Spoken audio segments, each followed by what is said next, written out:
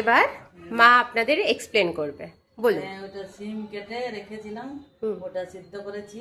ওটার মধ্যে ধনে গুঁড়ো, জিরা গুঁড়ো 1 চামচ করে, আর লঙ্কা গুঁড়ো আর আদা রসুন বাটা দিয়ে সিদ্ধ করেছি। তারপরে ওই চালের ব্যাটারটা দিয়ে মাখিয়েছি ওর মধ্যে। এখন বানাবো।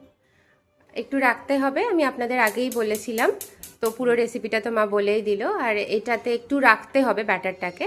তো একটু পরিমাণগুলো বলো। যদি আমি 200 গ্রাম শিম নিই তাহলে আতপ চাল নেবেন, ওটা ভিজিয়ে রাখবেন।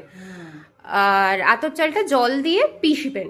আর ব্যাটারের ঘনত্বটা আপনারা বুঝতেই পারছেন, মা একটু দেখিয়ে দাও। এরম টাইপের হবে, হ্যাঁ, একটু একটু ঘন হবে, কিন্তু খুব বেশি ঘনও না আর পাতলা হলে হবে না। দেখতেই পাচ্ছেন এরকমই ব্যাটারের ঘনত্বটা যেন থাকে। ঠিক আছে, এবারে মা বানাচ্ছে শিমের পিঠে। শিমের পিঠে কিন্তু সর্ষের তেলেই হয়।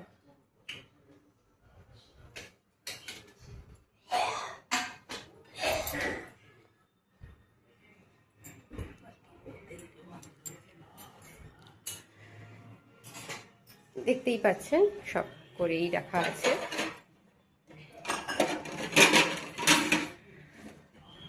আমরা বেশি এডিটিং কিছু করি না, যেরকমটা হয় মায়ের রান্নাঘরে মা যেমনভাবে রান্না করে সেইভাবেই আমরা দেখানোর চেষ্টা করেছি, আনকাট বলতে পারেন। আশা করছি আমাদের আন্তরিকতা আপনাদের ভালো লাগবে। আর ভালো লাগলে মায়ের রান্নাঘর চ্যানেলকে আপনারা সবাই লাইক, শেয়ার অ্যান্ড সাবস্ক্রাইব করবেন। হ্যাঁ, আমি বুঝতে পারছি যে ভিডিওগুলো ঘন ঘন আসছে না, 1 সপ্তাহ পর পরও না, 2 সপ্তাহ পর এলো, কিন্তু চেষ্টা করব আরও তাড়াতাড়ি এরকম সহজ কিন্তু ঘরোয়া অ্যান্ড সুস্বাদু রান্নার ভিডিও আপনাদেরকে দিতে। দেখুন কেমন করে তেলটা দিচ্ছে। সর্ষের তেল যেহেতু, একটু দিয়ে তেলটাকে গরম করতে হবে।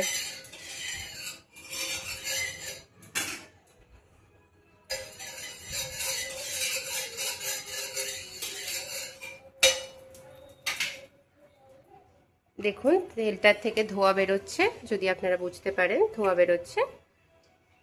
তেলটা গরম হয়ে গেছে, নইলে কিন্তু কাঁচা তেলের গন্ধ হয়।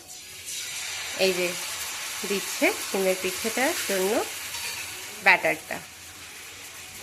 আপনারা একটা তেজপাতা ইউজ করতে পারেন, মা তো এক্সপিরিয়েন্স বুঝতেই পারছেন। হাতের সাহায্যে হাতের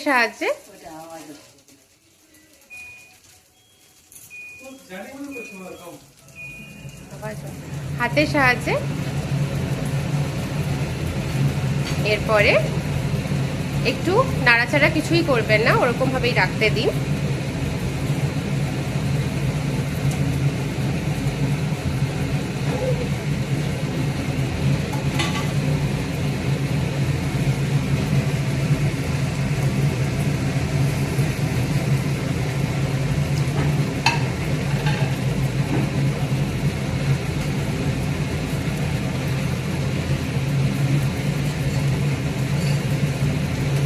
শিমের সাথে যেন শিমের বীজও থাকে।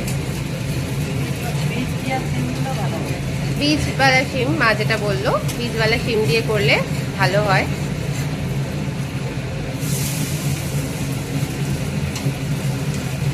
দেখছেন উল্টে পাল্টে নিচ্ছে।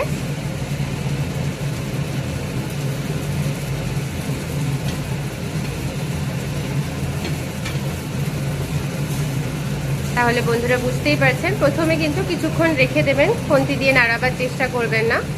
যখন একটা শেপ নিয়ে নেবে বুঝতে পারবেন, তারপরেই উল্টাবেন, নইলে কিন্তু ভেঙে যাওয়ার চান্স থাকবে।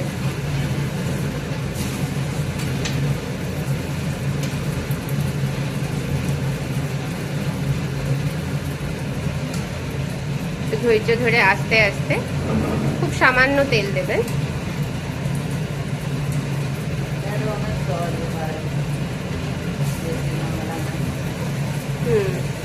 এটা খুব সহজে হয়, বেশি ঝামেলা নেই। মা এটাই বলছে, আপনারা চাইলে ট্রাই করতে পারেন রাতের ডিনারে। যেমন এটা আমাদের আজকে রাতের ডিনার হবে।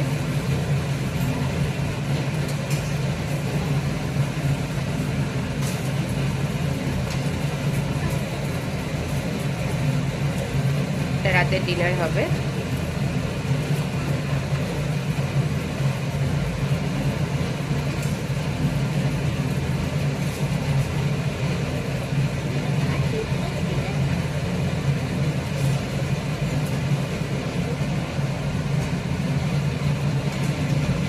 এইবারে এটা টেস্ট করবে আমাদের সবার প্রিয় ইনায়া, মায়ের আদরের নাতনি। খেয়ে বলো কেমন হয়েছে। আচ্ছা, আমাকে বলছে খাইয়ে দিতে। ঠিক আছে, খাইয়ে দিচ্ছি একটুখানি। খেয়ে বলো। দেখো হা করে আছে কেমন।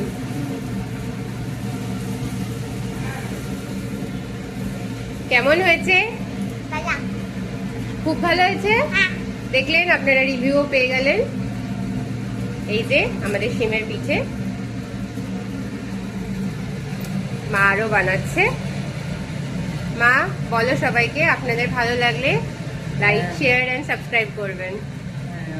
ভালো লাগলে তাই তো বেবি, তুমিও বলে দাও সবাইকে। ঠিক আছে, আবার দেখা হচ্ছে।